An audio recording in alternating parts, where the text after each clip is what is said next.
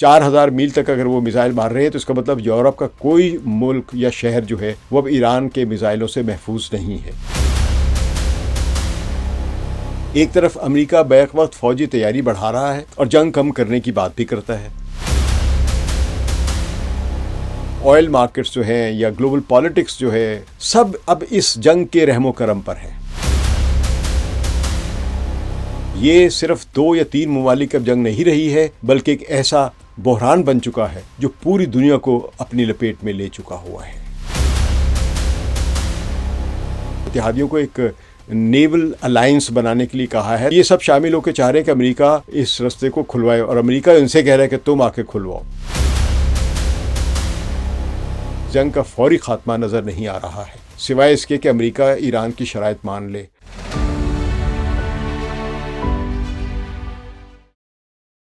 ثقلین امام کا سلام قبول کیجیے۔ اسرائیلی میڈیا اور ایمرجنسی سروسز کے اداروں نے اطلاع دی ہے کہ ایران کی جانب سے کیے گئے بیلسٹک میزائلز حملے کے نتیجے میں اسرائیل کے جنوبی شہر ڈیمونا کے ایک رہائشی علاقے کو براہ راست نشانہ بنایا گیا ہے، جس سے ایک 3 منزلہ عمارت اور ایک مکان منہدم ہو گئے ہیں، یہ اسرائیلی میڈیا کہہ رہا ہے۔ اس دھماکے کے نتیجے میں جائے وقوع پر شدید آگ بھڑک اٹھی، جس کے بعد میگن ڈیوڈ ایڈم اور آگ بجھانے والے عملے نے فوری کارروائی کرتے ہوئے ملبے تلے دبے افراد کی تلاش اور آگ پر قابو پانے کا کام شروع کر دیا ہے۔ اگرچہ ڈیمونا شہر کے میئر بینی بٹن نے تصدیق کی کہ نقصان صرف شہری انفراسٹرکچر تک محدود رہا اور تقریباً 20 افراد کو معمولی زخم ہونے یا صدمے کی حالت میں طبی امداد دی گئی، تاہم قریبی واقعہ نیگیو نیوکلیئر ریسرچ سینٹر یعنی جو ان کی اسرائیل کی ایٹمی تنصیبات ہیں ان کو کسی قسم کے نقصان پہنچنے کی کوئی اطلاع نہیں ملی ہے، اور وہ دعویٰ کیا گیا ہے اسرائیل کی جانب سے کہ یہ مکمل طور پر محفوظ ہے۔ یہ حملہ ایران کی جانب سے اسرائیل کے مختلف علاقوں بشمول رشون، لیزوئن اور صحرائے نیگیو پر داغے گئے میزائلوں اور کلسٹر گولہ باری کا ایک بڑے سلسلے کا حصہ تھا، جس کی وجہ سے حکام نے ہائی الرٹ برقرار رکھتے ہوئے ڈیمونا کے تمام تعلیمی اداروں کو اور دفتروں کو تاحکم ثانی بند رکھنے کی ہدایت کی ہے۔ واضح رہے کہ اسرائیل میں میڈیا بلیک آؤٹ ہے۔ اس دوران آج صبح ہی ایران کی پاسداران انقلاب نے دعویٰ کیا ہے کہ اس کے ایئر ڈیفنس سسٹم نے وسطی ایران کی فضائی حدود میں ایک اسرائیلی لڑاکا طیارے کو فضا سے، اور یہ کون سا اسرائیلی لڑاکا طیارے تھے؟ F-16، تو اس کو فضا میں نشانہ بنایا ہے، جو کہ موجودہ جنگ کے آغاز سے اب تک ایران کی جانب سے مار گرایا جانے والا جو F-16 طیارہ ہے وہ تیسرا کہا گیا ہے کہ تیسرا اسرائیلی طیارہ F-16 کا مار گرایا گیا ہے۔ اگرچہ ایرانی میڈیا اس کارروائی کو اپنے جدید ایئر ڈیفنس کی بڑی کامیابی قرار دے رہا ہے، تاہم اسرائیلی فوج نے اپنے فائٹر جیٹ کی تباہی کی تردید کرتے ہوئے موقف اختیار کیا ہے کہ ان کے طیاروں پر میزائل فائر ضرور کیے گئے، لیکن تمام جہاز اپنے مشن کے بعد بحفاظت واپس پہنچ گئے ہیں، اور فی الحال آزاد ذرائع سے طیارے کے تباہ ہونے کی یا اس کے ملبہ ملنے کی کوئی تصدیق موصول نہیں ہوئی ہے۔ یعنی اسرائیل نے یہ تسلیم کیا ہے کہ ایران نے بروقت میزائل مارے تھے۔ اب اسرائیل نے البتہ یہ کہا ہے کہ وہ طیارہ محفوظ طریقے سے واپس لینڈ کر گیا ہے۔ تو امریکہ اور اسرائیل کی جانب سے ایران پر کیے گئے حالیہ حملوں نے خطے میں ایک وسیع اور خطرناک تصادم کو مزید گہرا کر دیا ہے، جبکہ ایران نے بھی غیر معمولی شدت کے ساتھ جوابی کارروائیاں کرتے ہوئے نہ صرف امریکی فوجی اڈوں بلکہ اسرائیلی ملٹری سٹرکچر کو بھی نشانہ بنایا ہے، اور حال ہی میں ابھی ان کے فائٹر F-35 کو بھی گرانے میں کامیابی دکھائی ہے، اپنی بہت بڑی کامیابی دکھائی ہے۔ تو 2 روز پہلے ہی امریکی F-35 جیٹ فائٹر کو گرا کر ایران نے دنیا کو حیران کر دیا ہے۔ اس پورے منظرنامے میں اب 2 نئی پیش رفتیں خاص طور پر توجہ کا مرکز بن گئی ہیں، جنہوں نے اس جنگ کو مزید خطرناک اور غیر یقینی کا شکار بنا دیا ہے کہ پتہ نہیں اب یہ کیا بنتا ہے۔ اس دوران امریکہ نے دعویٰ کیا ہے کہ ایران کے تقریباً 150 ملین بیرل خام تیل جو ہے وہ سمندروں میں مختلف آئل ٹینکروں میں ذخیرہ ہیں، جو پابندیوں کے باعث فروخت نہیں ہو پا رہے ہیں۔ تو واشنگٹن کے مطابق یہ تیل عالمی منڈی میں لایا جا سکتا ہے تاکہ بڑھتی ہوئی قیمتوں کو قابو کیا جا سکے، کیونکہ جنگ کی وجہ سے تیل کی جو سپلائی ہے وہ شدید متاثر ہوئی ہے۔ اسٹریٹ آف ہرمز کو ایران نے بند کیا ہوا ہے اور صرف پسند کے ملکوں کے آئل ٹینکر جانے کی اجازت ہے۔ تاہم ایران نے امریکہ کے اس دعوے کو کہ اس کا تیل فلوٹ کر رہا ہے ٹینکرز میں موجود دنیا میں کہیں 150 ملین بیرلز کے قریب، تو ایران نے کہا ہے کہ اس دعوے میں کوئی حقیقت نہیں ہے، یا بقول ان کے کہ کم از کم مبالغہ آمیز قرار دیا ہے، اور کہا ہے کہ اس کا تیل پہلے ہی متبادل راستوں سے خاص طور پر چین جیسے ممالک کو فروخت ہو رہا ہے، اور امریکہ اس معاملے کو سیاسی دباؤ اور معاشی جنگ کے ایک ہتھیار کے طور پر استعمال کر رہا ہے۔ اس تیل کے تنازع نے واضح کر دیا ہے کہ یہ جنگ اب صرف میزائلوں اور طیاروں کی نہیں بلکہ انرجی کی گلوبل مارکیٹس جو ہیں اور جو گلوبل اکانومی ہے ان کی اب یہ جنگ بن چکی ہے۔ دوسری بڑی پیش رفت یہ ہے کہ امریکہ اب اس جنگ کے اخراجات اپنے اتحادی عرب ممالک پر ڈالنے کی کوشش کر رہا ہے۔ اطلاعات کے مطابق خلیجی ریاستوں جیسے سعودی عرب، متحدہ عرب امارات اور قطر پر دباؤ ڈالا جا رہا ہے کہ وہ امریکی فوجی کارروائیوں اور دفاعی نظاموں اور جو ایک نیول سیکیورٹی جو ہے، سمندری سیکیورٹی جو ہے، اس کے اخراجات خود برداشت کریں، یعنی امریکہ بھی جو کارروائیاں کرے اس کے بھی اخراجات یہ ممالک برداشت کریں۔ تو اس اسٹریٹجی نے ان ممالک کے اندر ایک بے چینی پیدا کر دی ہے، کیونکہ وہ پہلے ہی ایران کے ممکنہ جوابی حملوں کے خطرے میں ہیں۔ اس کے علاوہ اس سے یہ بھی تاثر پیدا ہو رہا ہے کہ امریکہ خود اس جنگ کے مالی بوجھ کو طویل عرصے تک اٹھانے کے تیار نہیں ہے اور اپنے اتحادیوں پر انحصار بڑھا رہا ہے۔ اس دوران بظاہر خبریں یہ دکھائی جا رہی ہیں کہ خلیجی ریاستوں کے جو مسلمان یا عرب ممالک جو ہیں ان کے حکمران امریکہ اور اسرائیل کی ایران کے خلاف جنگ میں اب امریکہ اور اسرائیل کے اتحادی بننے کے لیے گہرائی کی سطح پر جا رہے ہیں، یعنی وہ ادھر شامل ہونا چاہ رہے ہیں، اور شاید یہی وجہ ہے کہ امریکہ ان کو پر اپنے اخراجات ڈال رہا ہے، اور بہت ممکن ہے کہ وہ امریکہ کے تمام اخراجات قبول بھی کر لیں۔ یہی انہوں نے 1991 کی خلیجی جنگ کے دوران بھی کیا تھا، جب امریکہ نے اور اس کے ساتھ سارے اتحادی ممالک نے مل کر عراق پر حملہ کیا تھا۔ تو بہرحال اسی دوران ڈونلڈ ٹرمپ نے ایک ایسا بیان دیا ہے جس سے صورتحال کو مزید پیچیدہ بنا دیا ہے۔ انہوں نے کہا ہے کہ وہ مشرق وسطیٰ میں فوجی کارروائیوں کو کم کرنے یا ختم کرنے پر غور کر رہے ہیں، لیکن اسی وقت امریکہ کے 3 بڑے جو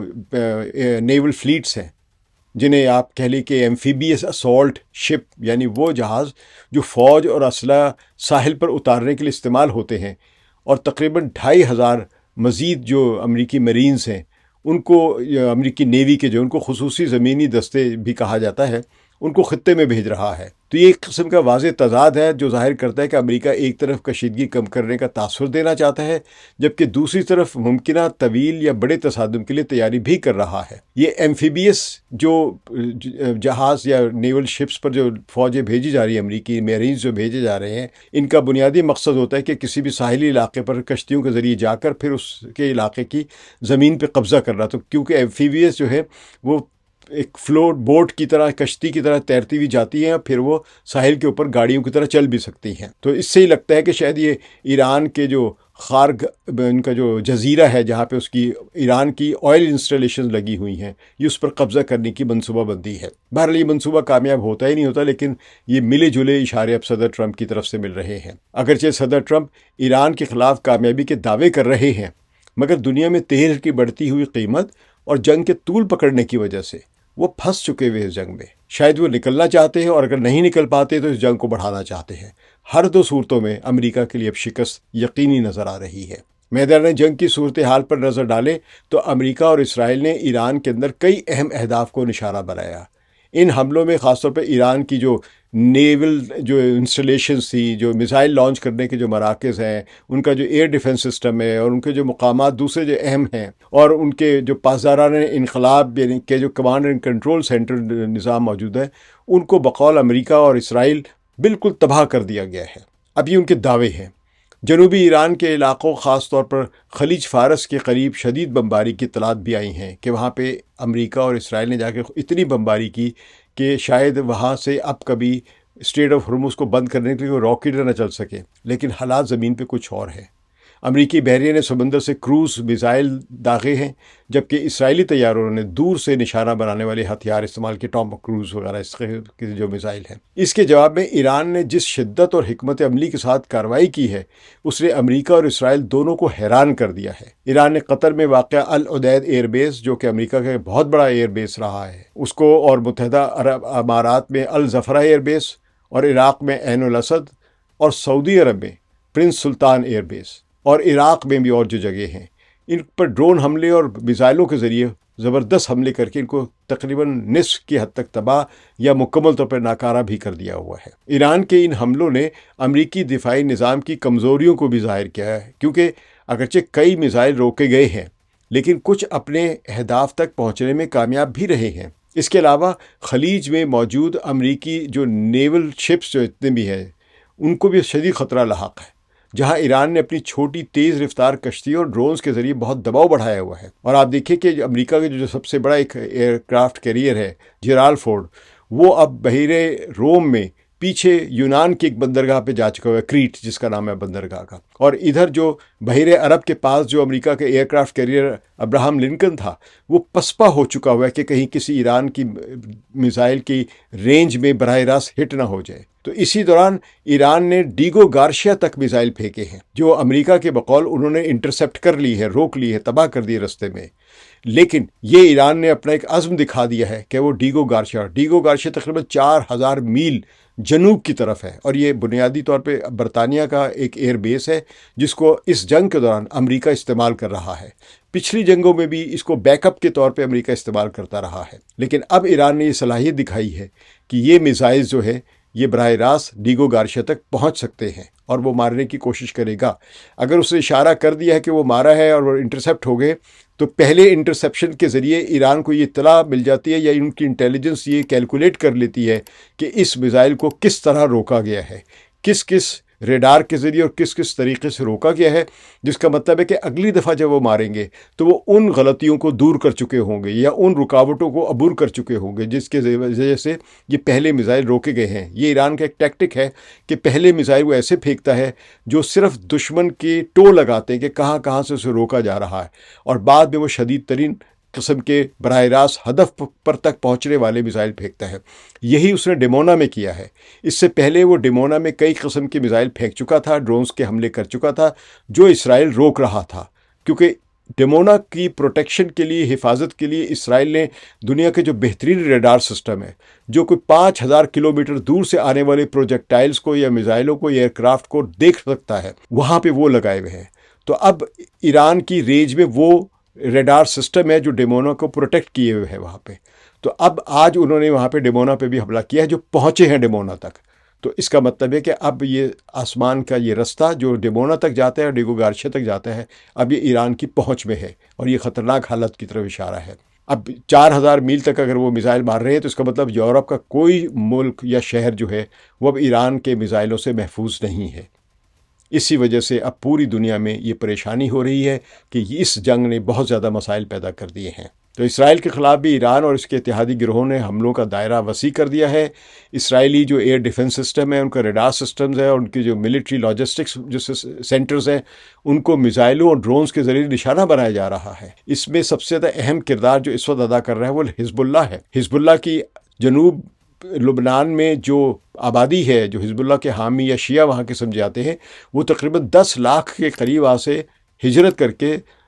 سینٹرل لیبنان یا ناردرن لیبنان کی طرف جا چکے ہیں، کیونکہ انہیں پتہ جنگ پھیل رہی ہے۔ تو جنگ جب بھی پھیلتی ہے تو اسرائیل شہری آبادیوں پر بے انتہا بمباری کرتا ہے۔ تو حزب اللہ نے شہری آبادیوں کو پہلے ہی سے وہاں سے نکال دیا ہے، اور اب ان کے جنگجو وہاں جنگ لڑ رہے ہیں، جہاں پہ 10 بدس بھی لڑائی ہو رہی ہے۔ اسرائیل کے ٹینکوں کو بہت نقصان پہنچایا گیا ہے، ان کی آرٹلری، ان کے جو بھی لوگ اندر گھسنے کی کوشش کریں ان کے ساتھ بہت سخت جنگ ہو رہی ہے، اور اسرائیل کو بہت جانی اور مالی نقصان اٹھایا جا رہا ہے۔ لیکن ساتھ ساتھ حزب اللہ کے اسی جنوبی لبنان کے علاقوں سے میزائل مسلسل برس رہے ہیں اسرائیل کے شمالی علاقے کی طرف، اور نہ صرف اسرائیل کے شمالی علاقے تک حزب اللہ کے یہ میزائل پہنچ پا رہے ہیں، ان کے راکٹس پہنچ پا رہے ہیں یا ان کے ڈرونز پہنچ پا رہے ہیں، بلکہ یہ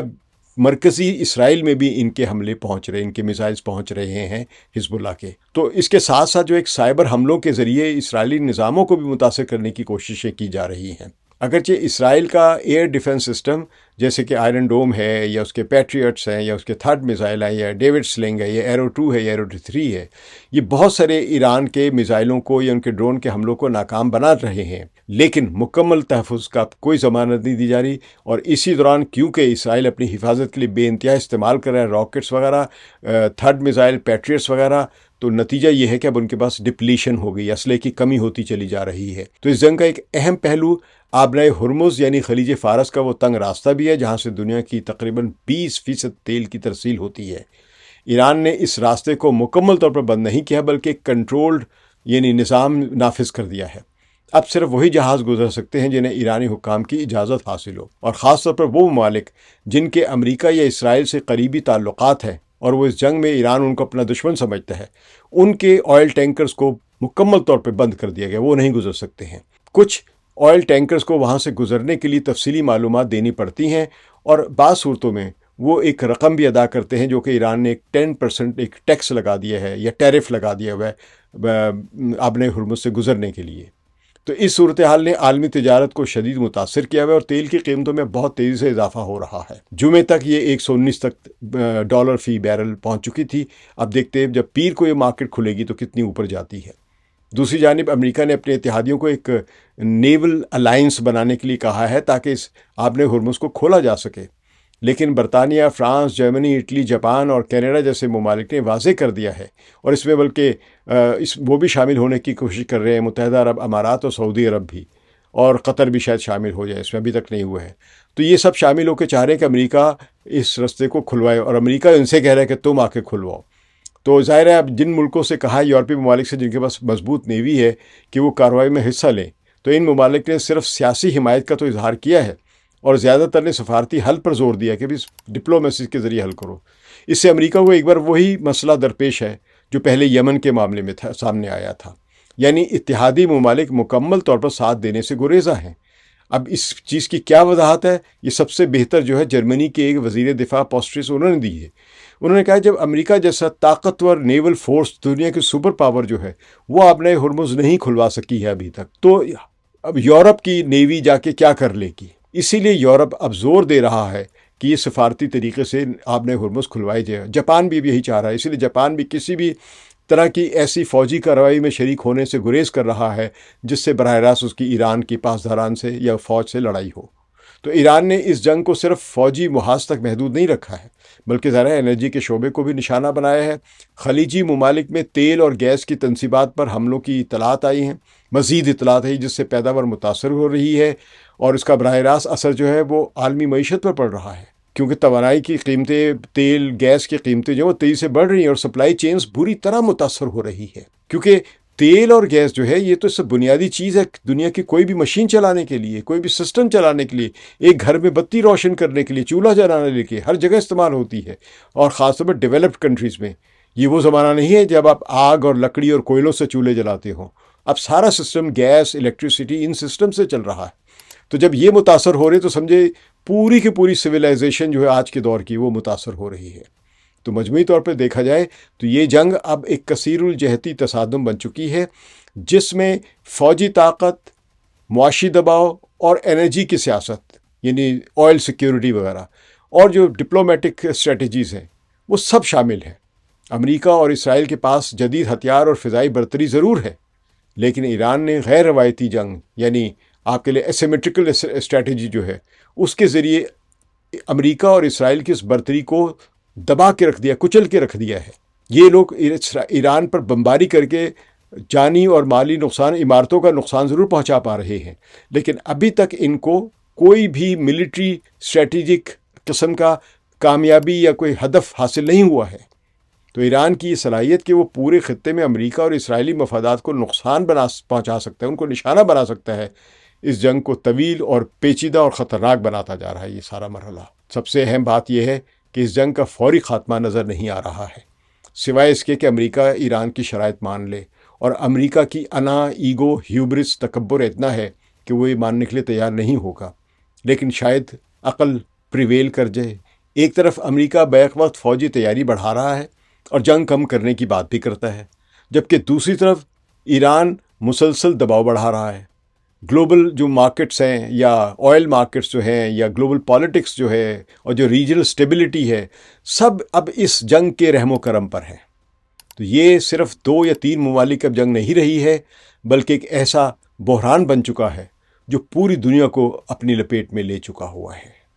شکریہ۔ ثقلین امام کو اجازت دیجیے۔ خدا حافظ۔